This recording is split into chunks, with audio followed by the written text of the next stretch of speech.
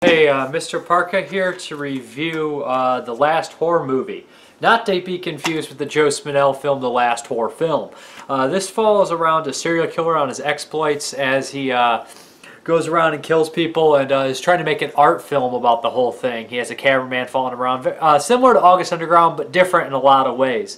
He's trying to prove a point here, and the main point of the film is that he takes a VHS from a video store, records over it, and puts it back on the video shelf. And essentially he wants people to find this and watch this and wonder why they're watching it, knowing if they think it's real or not, and things like that. They play some cool games in here. They'll show the killer walk up to somebody, and you don't really know much about him at first until you don't know if he's going to kill this little kid or this old woman and things like that. They play a lot of games in that sense that you don't really know who's safe or not. The lead guy playing the killer is actually a pretty good actor.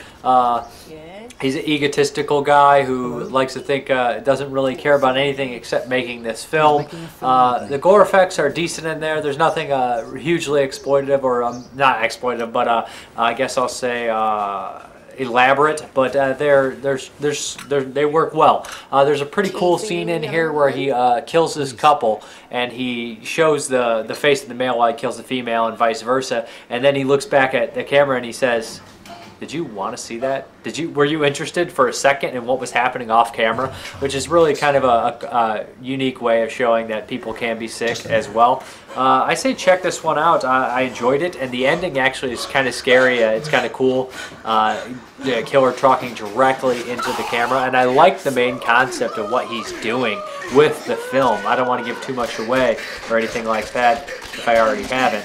But I enjoyed the ending, and the ending's actually pretty creepy. You probably will look behind you to see what the hell is going on there. But yeah, I would give this one a recommendation. I'd never seen it before. I'd heard about it before. It comes with the making of on here as well. There's also a cameraman following him around, and they hint at you know, the relationship between the two and what's going to eventually happen. You can pretty much guess on that. But yeah, I'd really recommend this one. It's a pretty good horror film that has a pretty unique idea. It definitely is, you know, a found footage type deal. Definitely inspired by August Underground in some ways, but it does have its different. It kind of takes it into a little bit a different direction, a step. But also about the film is it's recorded over like a hokey teen slasher film, which is also kind of funny, to put it that way. And there probably wasn't that many movies like this at the time this came out. It was a lot of, you know, the Scream ripoffs and things like that. But yeah, I'd check out The Last Horror Movie. I was pleasantly surprised by this English film. I had never seen it and heard about it before. Kind of a great concept, done in a good way with some cool ideas, and a look into the mind of someone that kills people, and maybe into your mind on why you would want to watch someone kill someone. But I'm Mr. Parka. Have a good one.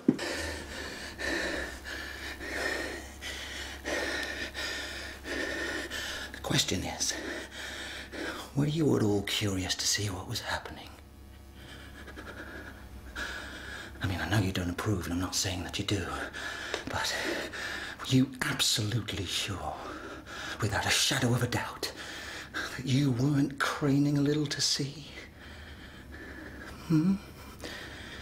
Not even the teensiest bit?